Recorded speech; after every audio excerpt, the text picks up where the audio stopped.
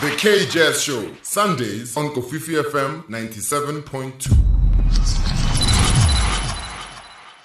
In what is shaping up to be one of the best lineups in the history of outstanding programs, the Cape Town International Jazz Festival is pulling out all the stops to ensure that its comeback on the 3rd and 4th of May 2024 is one to be enjoyed and remembered. Of course, staying true to its roots of providing the performance space for a mixture of established and bright new talent, this year's festival will showcase African music royalty alongside their international counterparts. And of course, the return of the festival is what is currently on everyone's lips, including the eclectic lineup. So joining us this morning to answer all your festino questions, spokesperson for the Cape Town International Jazz Festival, Ms. Kaz Henderson, ahead of Africa's grandest gathering. Welcome to the show. Welcome to Kofifi FM 97.2. Thank you, Ngwako, and thank you so much for having me. It is always a pleasure. Now, Kaz, the festival has been quiet for a while, perhaps since COVID. Mm-hmm. And since those restrictions have been lifted, there has been a few postponements thereafter. Please share what has been happening behind the scenes. Well, as I recall, I think there was really only one postponement. That was, we postponed on December the 23rd, 2021, which would have been the show. But you're right, no, two. Life happens. That's all I can say. Absolutely. If we think back to 2021 when we postponed, then we had literally just come out of COVID, another round of restrictions. I think to be perfectly honest, I think we were probably a little ambitious to start with. Timing of the year, getting things going. And then the following year, by the time we could get things together again, time runs out, and trying to book things in advance is difficult when you're planning any event, but particularly an event of this magnitude. So we decided to come back bigger and stronger in 2024. And I know the next question that's going to be out of your mouth is, why not March, our usual date? That's a pretty easy one for us to answer. So March happened to be a combination of things, of Easter and with Ramadan, and then moving into sort of like trying to, venue availability, artists, lineup, and eventually, we settled on the 3rd and the 4th of May. And that's when all the stars aligned. Yeah. Of course, we won't get into the nitty-gritties of how, it's being paced. In fact, it's going against the other, or it's maybe pitched with the other festival. But I want to talk about... I'm actually happy to take that one on. All right, so let's talk about that. Let's get into how it happened that, at the same time, the Cape Town International Jazz Festival is happening as well as the Prince Albert. I mean, how did those dates then get to I'll call it clash for the purpose of this conversation? So it was not planned. It was definitely not planned. 3rd and the 4th of May for Prince Albert's Journey to Jazz. That was announced earlier this year. And in fact, I do believe it was actually alluded to after the event last year. It was definitely not planned. But with the Cape Town International Jazz Festival, if we had delayed it any later, then we would be clashing with our own festival again in March next year, because we are planning to be back next year around our usual time slot in March. Well, it's great to hear that. It's absolutely great to hear that. Great, so we're balancing the scales. This is just for 2024. I think it's important that we clarify that this is not a permanent date. It's just because of this allowance. Now, Kaz, the festival, had a date, which was announced last year, and the tickets were sold ahead of the postponement. So what happens to those tickets, to those patrons that had then bought the tickets, and are they able to use them at this year's edition of the festival? How is that going to work? So those who bought tickets for the 2020 show, and let's go that far back, that was on CompuTicket. We've been asking people since then to please go and get a refund from CompuTicket. Once they've got their refund, then they can email to tickets@espafrica.com, and that's Africa with a K, so espafrika.com, and they'll be issued with a code which they can then use on Ticketmaster, and we would honor that price. And it's the same with those people who bought the tickets on Ticketmaster. They just need to write to email to Ticketmaster and or to tickets@ESP Africa. and say yes, they'd like to come, and we will honor those tickets at that price. That's it. End of story. Kofifi FM, we are in conversation with Kaz Henderson, who is a spokesperson for the 2024 Cape Town International Jazz Festival, and she joins us today as we get ready for an incredible 2-day experience, at Africa's grandest gathering happening on the 3rd and the 4th of May 2024 at CTIJF, I beg your pardon, that's the Cape Town International Convention Center. And if you are headed down or you're considering attending this year, this conversation is certainly for you. Now, Kaz, the elephant in the room, since we announced on Thursday that the festival will be joining us today, you in particular, we've been inundated with social media inboxes from those who have been patrons of the festival, and their concern is mainly, around the lineup and its departure from it being a traditional jazz offering to a more jazz-leaning curated lineup. And their question here is, why are we still referring to this festival as a jazz festival when there are other genres that have been introduced to the lineup?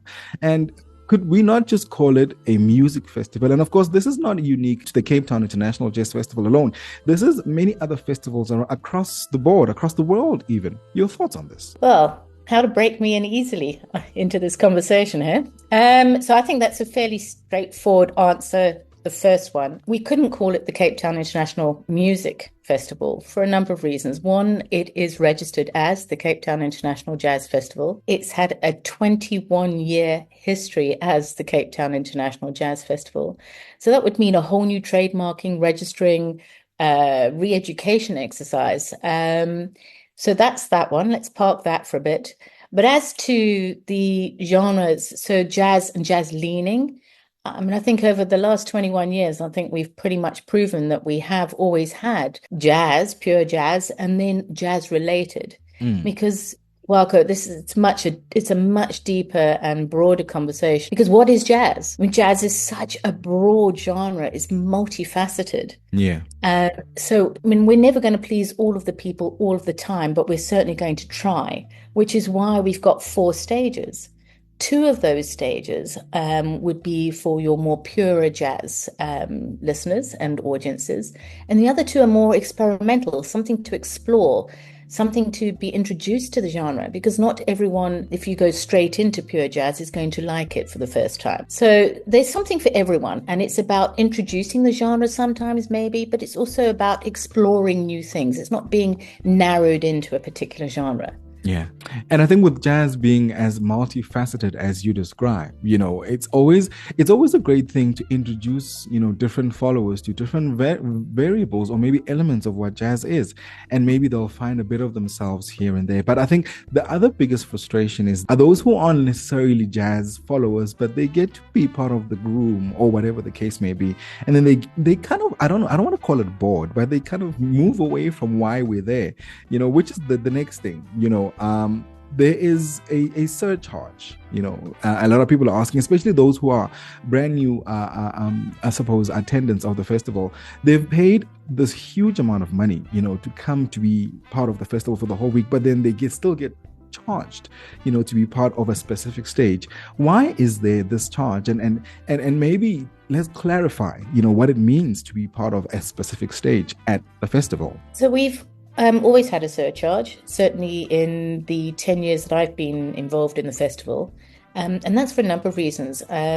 So I think our jazz aficionados out there will realize and appreciate the fact that when you go to see an amazing pure jazz or high quality jazz act, you don't want to be disturbed by people coming in and out. And certainly those artists don't want to. So both of these venues, Rosie's and Moses Molalekwa, are seated venues. And that means that there's a capacity issue as well. So we can't have people coming in and out, disturbing people in the rows. It's very disturbing to the artists. So that's why we actually have a surcharge, so that those who want to come can book their seats, can book and make sure that they're going to see the artists that they want to see, out of respect to the artists and out of respect to their fellow audience members too. And I think that's the nub of it, really. There's nothing nefarious about it. It's really a capacity issue. It's a seated venue, and it's to ensure that there's enjoyment for everybody. Thank you for clarifying that. I think it actually just gets to the point. This part that you're explaining about the surcharges. However, just means that, you get to be the special one, in the room by being seated, and enjoying, and enjoying the show without those who are talking and having to, shh everyone the whole time. So let's talk about, unpack the festival itself. What can patrons look forward to, as part of the Cape Town International Jazz Festival experience? Please talk to us about the Flavor Junction. What's that? Flavor Junction is a sort of a gathering of we have to feed our people, don't we? We have to fuel them in order to, keep going throughout the night, because there's a lot to see, a lot to do. So Flavor Junction is really a gathering of some food trucks, some drinking stations, some fueling stations to keep you going. I can't tell you what's on there right now. That's a mystery even to me at this point in time, but I'm sure we'll reveal it soon. Yeah. But there are a number of dining options at the festival this year as to hospitality. So, we've got a couple of hospitality offerings. So there's Jazz Cafe, which, just slightly above your general admission ticket, then you can actually go and have a lounge and sit down, complimentary catering. Mm-hmm. And then there's the VIP, the premium lounge, which is Jazz Ensemble.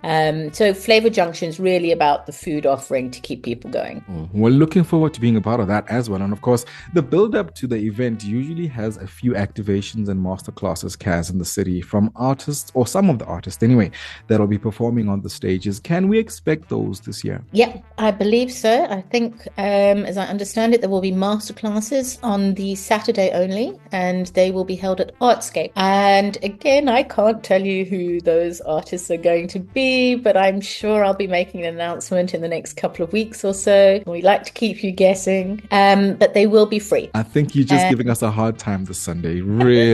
No, not at all. All good things come to those who wait. I mean, you've waited 4 years for the festival to come back, so... I suppose. Of course, Kofifi FM still in conversation with Kaz Henderson. She is the spokesperson for the Cape Town International. I was almost at the other festival, but Cape Town International Jazz Festival. And we're talking about everything that you can expect, of course, as a festino, and what you can look forward to at this year's edition. The 21st edition, by the way. Congratulations on that one. That is a milestone, by the way. So, for more information, where can people go? Website, social media, what's going on there? So, if you want to find out more about the artists, actually, we have a new app that's coming out.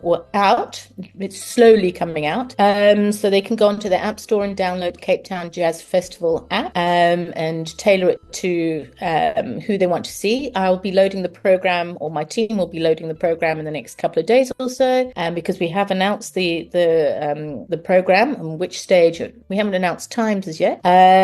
So there's that. There's also social media, and I'm sure you're going to put it up on your streams there in Guaco. Yeah. But we're on TikTok, we are on X, formerly known as Twitter, Instagram, and Facebook, of course. So we're all on there. CTIJF, Cape Town Jazz Fest. Look for us and find us there. And hashtag CTIJF. CTIJF, not 2024, but just CTIJF as it is. CTIJF, yeah.